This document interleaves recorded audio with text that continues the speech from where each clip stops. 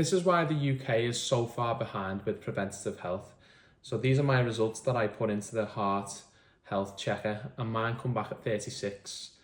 Now my actual age is 30, and I mean, this did sort of surprise me, but not really, because I thought the metrics that they were using wasn't really inclusive of a full health check.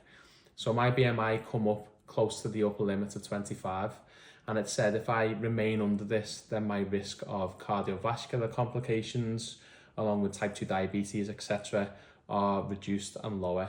However, if I were to put on merely 2-3 kilos of muscle, then my risk, according to this, would be changed dramatically. But also it's misleading, because if I were to have a BMI of 24, but have a completely different body composition, have higher levels of central adiposity, then my risk has increased greatly. But in terms of this metric, I've not been captured. Now, as we go on to total cholesterol, mine have always been abnormal. I think there is a genetic link. My diet is low in saturated fat, it's low in refined sugars, ultra-processed food. Body fat percentage is very low, well, give or take just over 10%.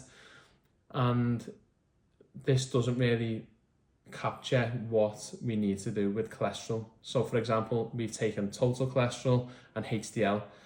Without knowing what the functionality of HDL is, that can be pretty useless, and total cholesterol doesn't actually give you any idea of where it's moving, how it's being manipulated, stored, accessed within the body.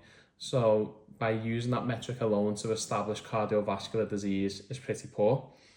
And then we actually go further down where, I mean, throughout the whole process and website, it gives you vague advice, which is not really helpful to anyone, in my opinion.